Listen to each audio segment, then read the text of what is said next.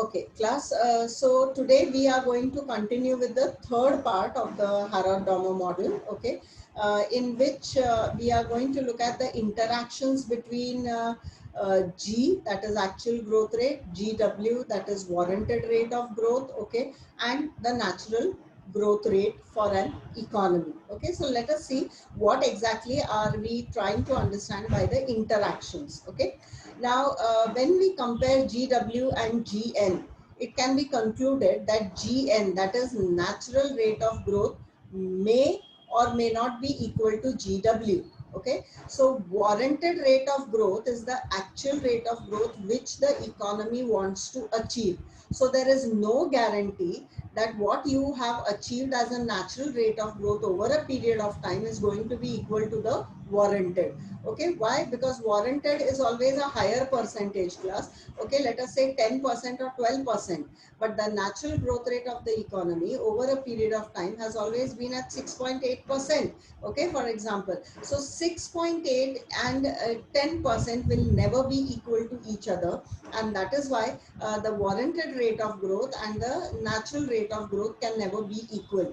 Because if at all they become equal, then it is going to be a stage of utopia. Okay, a utopia, a very highly idealistic situation, which means the impossible has been possible to be achieved. Okay, such kind of a situation can come into existence if GW and GN become equal. Now this is not possible even in a most developed economy, but since they are talking about the model in a closed economy, they assume that this can be possible. Okay, all right. In case, in case, other than that also, in case if GN is equal to GW, if at all this happens, all right, if at all this happens, the condition of steady growth would prevail. That means if India moves from 6.8 to 10, okay, and continues to remain at 10 but doesn't come down, okay, continues to remain at 10 but doesn't come down, then GW is equal to GN, and India has now reached the steady state of growth. Yani India will now perform at 10% or beyond 10%, but definitely not below 10%. That is called as steady growth rate, which is going to prevail. But this is a very, very difficult situation. Remember, I told you all that the natural growth rate for the Indian economy before 1991, okay, was the Hindu growth rate of 4%. All right, and it was all over the world, discussed that oh, the Indian economy, it is stuck up at a Hindu growth rate of 4%. Okay, so imagine the natural growth rate, all right, which Indian economy had of 4%. India remained there for a very long time. So even the warranted rate of growth, if at that time was 5% to be achieved, it could not be achieved. Correct, class? Okay. So you are, as an economy, going to remain, okay, in the natural growth rate for a very long time period, and to achieve that warranted and natural growth rate equality is going to take a lot of time. But once you reach that warranted figure also, once you reach it, then it becomes easy for the economy to take off. Okay, easy for the economy to take off. Like before the pandemic in 2019, all right, it was declared that India would soon become a 6 trillion economy, and it will even put United Kingdom behind. Okay, we have already put the France economy behind. All right, these are pre-pandemic statistics which I'm giving you. Okay, and over there the Indian economy had become more optimistic. All right, and they thought that we can even move to become a 6 trillion economy very soon, and we can put United Kingdom behind, making us at a number 4 country, all right, with a trillion figure as her economic income and growth. Okay, but all this now seems to be a dream less achieved. Okay, and it is now even more far away than what we thought it was. Okay, so that 6 trillion is kind of a warranted growth figure for the Indian economy, which the economy wanted to achieve. Correct? I hope you all are understanding. Yes, this much is clear to your class? Yes, Yes, ma'am. ma'am. Okay, very good. Okay. But such a possibility is remote. Okay. Why? Because a variety of factors influence GN and GW. This you all know very well. I told you there are a hell lot of endogenous factors and exogenous factors which are continuously hitting, on the growth process, and they are likely to put the growth process straight away out of gear. Okay, that is more of a possibility. Nobody ever dreamt that, you know, a pandemic like this could bring the world economy down to its knees. Okay, wondering what is happening and what is going to happen and what to do and what not to do. Okay, first 3 months were like a holocaust. What was happening, nobody understood, except the fact that the number of COVID numbers were rising and the number of people, okay, nearing death was also rising away. Okay, all right. And even today, there has been no perfect solution to it. All right, unless the, you know, scientists give us a hope of glimmer that yes, now things may change, and we all are waiting for it. Correct. All right. So if at all, you know, this happens, then there are a variety of factors come into play and make the balance between these two growth rated equations difficult. Very correct. Okay, the exogenous and endogenous factors, okay, they are always going to interfere so much that equality between two of these factors is always going to be difficult. So what is a possibility and probability? The greater probability is of inequality between Gn and Gw, always. So it is Gw either greater than Gn or Gn greater than Gw. Okay, if Gn is greater than Gw, very good, nothing like it. But if Gw is greater than Gn, then the economy must thrive and it must push up its efforts and must try to reach Gw. Okay, class, I hope you all have understood this much and you all are with me. Okay. Yes, ma'am. Yes, okay. Now what happens? Now we move further. Interactions between G, GW and GN. When all these three factors start interacting with each other, then what happens in an economy? Okay. In a situation, there would be a cumulative recession. Okay, when you try to achieve all three of them at one stage, it will result in a combined recession. Okay, that is what is called as cumulative recession. Okay, a downward trend would set in, resulting in unemployment and depression. Okay, now what it means is, if savings and investment are not equal, then according to Harrod model, the capital output ratio will not increase. When capital output ratio does not increase, it means employment will not increase. Remember, capital output ratio is undertaken by capitalists and industrialists and entrepreneurs and business firms. So if they don't increase capital output ratio, okay, that means investment is not there. All right. And because there is no capital output ratio, there is no unemployment, because you don't want factors of production to produce goods and services. Because there is no employment, it will lead to the next round, that there is no income. Okay, there is no income. And once there is no income, then you come back to same old Keynesian economics: no income, no demand, therefore no consumption, and therefore prices fall, profits fall. Okay, and industrialists become pessimist and they are not interested in investing. Okay, and because they are not interested in investing, the employment level of the economy gradually comes down, and you end up into what is called as a cumulative recession. Okay, one factor leads to another factor, it wraps up, it kinds of creates a vicious circle. Okay, and the end result is either a recession with huge unemployment and a possibility of depression also. Okay. However, the downward trend cannot continue indefinitely. Okay, nothing is permanent. Okay, so it will not remain indefinite. That is, it will not be infinite. At some point of time, it will change. Okay, how can it change? The reason is that lower limit to depression is set by minimum consumption level. Okay, minimum consumption level. Okay, now what is minimum consumption level, class? We very well know that the pandemics have put the economies in recession. Correct, it has put the economies in recession. But you and I are households, and tell me, have we stopped minimum consumption? Have we stopped minimum consumption? That is, our food necessities which are there, have we stopped consuming them?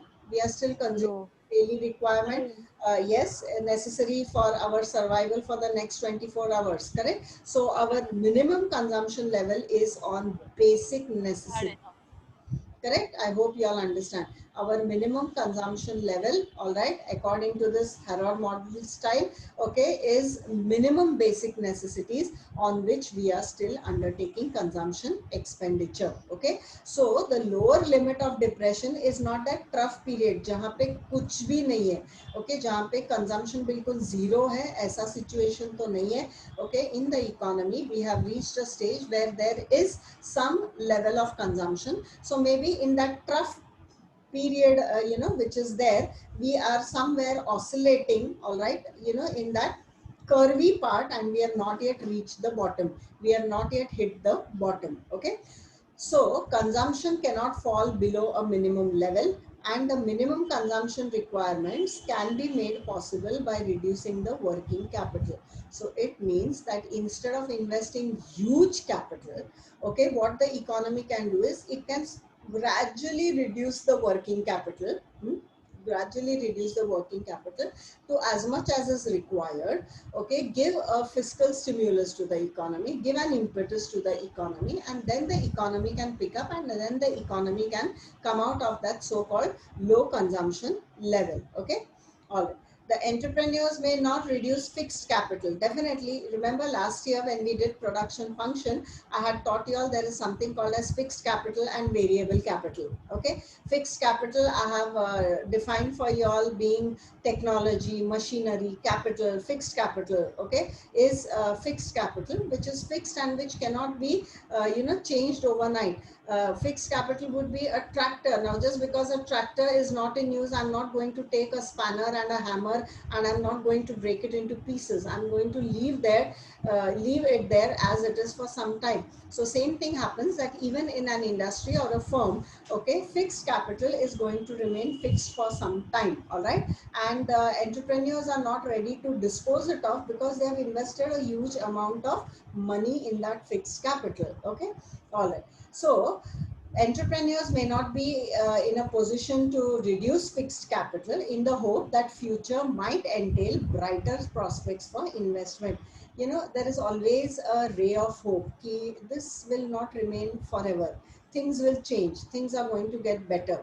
Okay, so under that hope and under that optimism, the industrialists are still going to keep the fixed factor intact. They are not going to break it. Okay, they are not going to break it. They are not going to dispose it off. Okay, so these two factors will gradually set the wheels of recovery motion. Okay, see, when there was a complete lockdown, there was a grinding halt, no activities, everything had come down, and the growth chart of the economy crashed. It nosedived. Correct, it nosedived. And when it nosedived slowly and steadily, okay, if you remember the chief minister's speech, the way he started, we will slowly unlock the things, and therefore we went in for unlock 1, 2, 3 and 4, and now even unlock 5 will take place from 1st October tomorrow. From today we can expect some more changes that are going to happen. Okay, so once these periods change, then what happens, the economy starts moving again slowly and steadily. It starts taking baby steps. Okay, and with that baby steps, the economy propels. Okay, and then it catches momentum and it moves ahead. Okay, so this has been the life cycle growth, where an economy goes up, it prospers, it remains there, it goes down into recession, and then it again recovers after certain jerks. Okay, बिल्कुल trade cycle जैसे if you remember, and finally the economy would experience an upward trend. Okay, when this will happen, how many years will it take, okay, that you and I also cannot predict. It has to be a fast moving economy, but one brightest thing which the Indian economy can hope for and is a possibility is unemployment in the economy is high. There is huge labor available, and prudence for the government would be to introduce fiscal stimulus bring about more and more investments in the economy so that it will create sufficient employment opportunities. And once the employment opportunities, gear up, they are available, then it will set in a multiplier effect, and it will propel and it will push the economy ahead, and the economy will start moving on a steady state. Okay, it will start moving on a steady state. Correct, class? Like for example, when you are sitting on a roller coaster, okay, when you're climbing up to the top, okay, you are in a position where you're going up but very very slowly. A train also, when it climbs a mountain on a track, it goes up slowly, correct? But once it has to come down, it doesn't take time. So going up is the prosperity period, and once you go up, remaining there, okay, is another big Herculean task, all right, which the economies have to look into. Okay, so you understood the reactions between G, GW and GN, class. Okay, I hope this much is clear. Any questions so far? No, ma'am. Any questions? Hello? No, ma'am. No? See No. Class action नहीं तो मुझे ऐसे लगता है कि मैं log out हो गई हूँ, इंटरनेट नहीं है, ऐसा फीलिंग आने लगता है. Okay, any questions? Okay, shell I No, ma'am. Proceed further? Yes. Yes, ma'am. Finally, okay, Gn greater than Gw. Now suppose this the economy achieves, this is a wonderful state of affairs. If natural growth rate is more than the warranted rate of growth, okay, then this is again a stage of absolute prosperity. It's a stage of good economic growth and a happy state of affairs, jisko bolte hai, okay. Animal spirits are very high for the industrialist in this situation. Okay, what is an animal spirit? This is often used in economics. I'll just tell you what is animal spirits. Animal spirits are is see, when an animal has to attack its prey. Okay, like for example, a lion or a cheetah or a tiger, if it wants to attack a prey, okay, then it gives itself a full momentum and runs behind it and catches the prey. Correct, class? So that is the animal instinct, and animal spirits are high means that the economy is prospering, there is positiveness, and the industrialists are waiting to catch hold of an opportunity, carry out investment and make more money out of it, and in that process they will also help the economy to prosper. Okay, that is what is the situation. Okay, right, so that is happening if natural rate of growth is more than warranted rate of growth. Okay, there would be a tendency for cumulative boom. Okay, you remember the trade cycle? I told you नीचे का एक period होता है depression. The economy comes out of it and goes and reaches the top, which is called as the prosperity period or the boom period. Okay, there is a cumulative boom. There is full employment. Such a situation can create inflationary trend. To check this trend, savings must be encouraged. Okay, very correct. Too much of money in the hands of the people in prosperity period is definitely going to create inflation. Correct. So to control that inflation, savings must be encouraged. Okay, and these would ensure high level of employment without much of inflationary pressures. So kahin pe agar aapko trade cycle yaad hai, that wave like trade cycle which I taught you all, the same thing we are also understanding in this Harrod model over here. Correct, class? Okay, jahan pe aapko thoda sa trade cycle ka bhi indirect reference aate ja raha hai. Okay, indirect reference. Okay, all right. Now what happens? Ye dekho, this is the diagram. Okay, now understand this diagram. This 45-degree line, okay, tells us that the economy can grow on this steady path. Okay, to begin with, on x-axis I have income, on y-axis I have savings and investment. Correct? I hope the diagram is clearly visible to you all. Yes, is it visible, class? Yes, ma'am. Yes, ma'am. No, I can't zoom it. All right, there is some more. Okay, anyway, forget it. Right. Okay, so we have on the y-axis saving and investment, on the x-axis we have income. Okay, now we are trying to fit in the Harrod model on this two-dimensional axis. Okay, abhi dhyan se dekhna class. This is one level of income. I hope you are able to see this, 4-point cursor which I am moving. Huh? This is Yes, ma'am.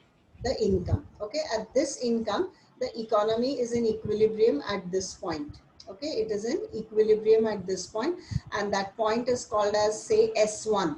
Okay, it is already at this equilibrium. At this equilibrium, okay, suppose the economy decides to bring about increase in investment. Okay, then the economy will move like this.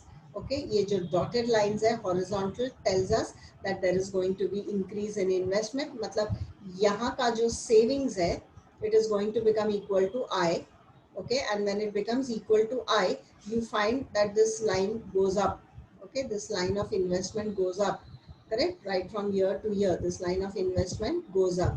So when this line of investment goes up, it means that over here, let us say the economy has 33% savings and investment is going to be to the tune of 32.5%. Okay, so that will shift the economy from this point of income to another new point of income. Okay, there is a rightward shift, okay, on the x-axis. Okay, there is a rightward shift on the x-axis, and the economy moves over here. Okay, and the economy moves over here. At this point, what happens? There is more income, there is more employment opportunity, and again the savings increase from S1 to S2. Let us say savings now go up to 35%. Okay, let us say savings have now gone up to 35%. So 35% S has to again become equal to investment according to Harrod model.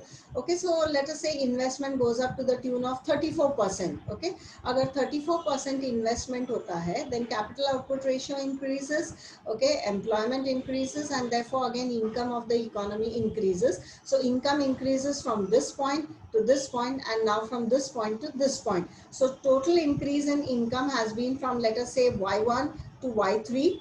Okay, and savings have also increased from S1 to, say, S2 to further S3. Okay, and in the meantime, employment has also increased from this point to this point. Okay, right. So the economy moves up on this path, then it moves up on this path, and the process continues. And what happens is the economy starts climbing the path of steady growth. Okay, this 45-degree line is investment, which is pulling the economy on the path of steady growth. Okay, and eventually the economy will be in a new equilibrium. That equilibrium will get disturbed again it will move up. Okay, again it will move up, and again it will move up, under the assumption that there are no factors which are pulling the economy down. Okay, under the assumption that there are no factors that are pulling the economy down. Right, class? The diagram is clear to you all? Yes? Pretty simple. Yes. Yes. Okay. All right. Okay. All right. Now, there's something in the chat box here. Okay. Yes, I got a yes in the chat box also. Right. Fine. Okay. The economy would be in equilibrium if growth rate is more than GW. Yes, definitely. Whether it is natural growth rate or whether it is steady growth rate. Okay. They both have to be more than the warranted rate of growth. Okay. Deficiency of capital should not be there. Should not be there. Deficiency of capital means technology capital available for development should not be less. It must be available in plenty. That means money capital as well as physical capital. Growth rate of income is higher than the growth rate of output. National income of the economy must be more in money terms than in terms of production. Okay, there must be more money. Okay, and in comparison to the goods and services. Okay, that will help investments. Okay. Demand for output should be greater than the supply of output. This is Keynesian economics. Okay, demand for a commodity must be always more than the supply of the commodity. Okay, all right. So this is again what is a requirement of the Harrod model also. And finally, he says inflation. there should be some inflation. Okay, so it gives a kind of optimism to the industrialists to earn a little bit of profit, and that profit will induce them to earn and invest more and earn a little more profits. Okay, so you all can always give in an economy some tiny little scope for inflation, because if it's there, it encourages the entrepreneurs to invest. Because if the entrepreneurs or industrialists don't get profit, then their very objective of earning profits gets defeated. Okay, so we don't want to spoil the mood of the industrialists by not allowing them to earn profits. So allow for some profits, and that will push the economy on the steady path of growth, or what is said as G will be greater than GW, and GN will also be greater than GW. Okay, this is as far as the Harrod model is concerned. Okay. All right. Now, what would happen if there is an other situation? Suppose if growth is less than GW, then what will happen? There will be too much of capital. Okay. See, there will be depression and unemployment, kind of a depression situation on a trade cycle.